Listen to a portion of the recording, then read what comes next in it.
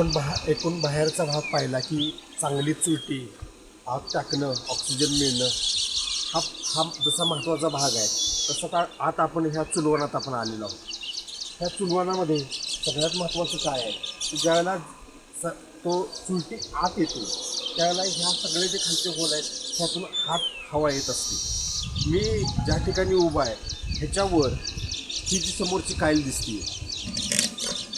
ही काईल इथं वर ह्याच्यावर ठेवलेली असते.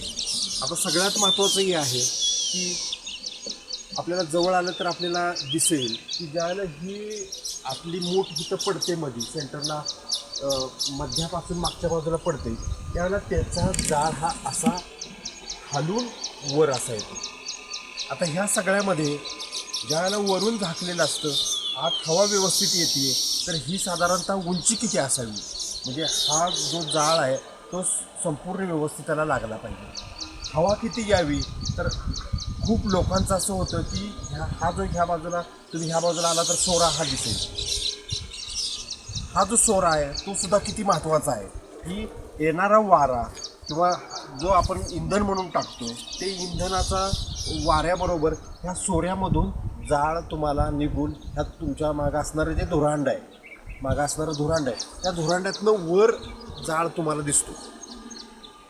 आता हिथं सगळ्यात महत्त्वाचं आहे, पुन्हा आपण पाहूया की जाळ आत टाकलाय, इंधन आत टाकलंय, जाळ जळतोय, तुमची वर गूळ तयार होण्याची प्रक्रिया चालू आहे.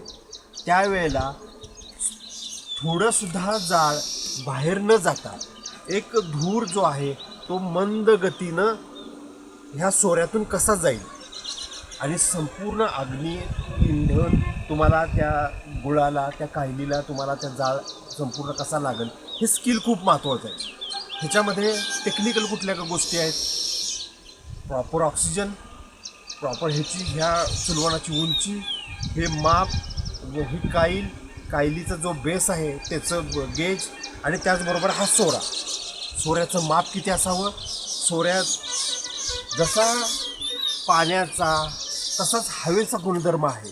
नैसर्गिक पाणी कसं आहे, उंचीवरून जास्त उंचीवरून कमी उंचीकडे पाण्याचा फ्लो असतो, सेम त्याच पद्धतीनं हवेचा म्हणजे ह्या कार्बनचा जे काही धूर आहे त्याची उंची खालून वर असते. त्यासाठी ह्या सोऱ्याचा, ह्या धुरांड्याचा जो काही हिथून सुरुवात होतानाची उंची आणि धुरांड्यामधून बाहेर पडतानाची उंची ही तुम्हाला टेक्निकली करेक्ट असायला हवी की तो धूर एकसारखा बाहेर पडलेला असावा. जर तो धूर इथं धूर कोंडला गेला, आत हवा येणार नाही, आणि आत हवा आली नाही तर तुमचा व्यवस्थित जाळ जाळणार नाही. एकूण शिजण्यासाठी आणि सर्व गोष्टी करण्यासाठी इंधन आत व्यवस्थित पडणं, ऑक्सिजन मिळणं आणि सोरा टेक्निकली व्यवस्थित असणं ही खूप महत्त्वाची गोष्ट आहे.